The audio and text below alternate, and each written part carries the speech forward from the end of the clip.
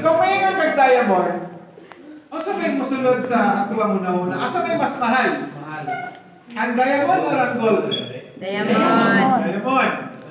So mas piliyon nato ang diamond. It means, ang kalidad o ang quality, sama lang sa kalidad sa diamond, inguna na lang kasimple ang atuwa mong atong itandi. Okay. Pinakabagong product, makalin nyo, ang biostat is gikan siya originally from India, pero natay mga product gikan sa India, pero mostly ang ubang product is gikan siya of Japan. Or gikan ng US, gikan sa Europe, wala tay product na gikan sa Philippines o gikan sa China. Na? Ganun wala. Ipili ni biostat nga i-preserve ang quality sa product nga dalhon sa inyo or inyong gamiton. So nakuha ninyo ang point. Okay. Na ay sama mga ulod. Ha? Mao ba ni siya ng mga ulod ang inyong problema? Mao ba ni siya? Okay. Anyway, wala sir, mangatag ni ani sir, mangatag tani para maklaro gid sir. So karon kani siya ulod or kato mga problema sa repolyo, mga diamond backmount, walay problema.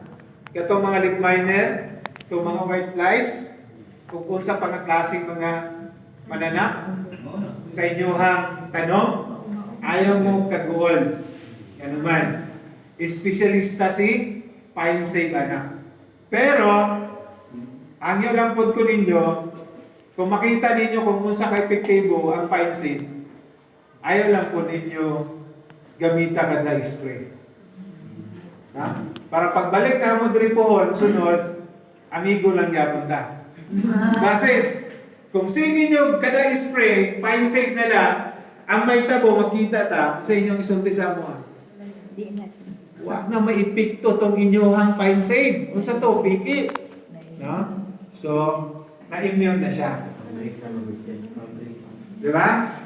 So, karon na-mention ni Sir Amit kaniya sa mga nagadurian ang problema ninyo sa ulod o ubang klaseng insekto sa inyong durian o even sa kakao or even sa mga nagapumilo or kung sa diyan ng mga tanong, avocado, lansones, kape, bisag unsa siya ma'am, nga klaseng tanong, pwede ang ato ang Pine Save. So kaning isa ka botelya 250 ml, pwede na ni siya sa isa ka drum, 200 liters. Okay? Kung magnapsak ta, napsak sprayer, 25 ml ka matag tangke.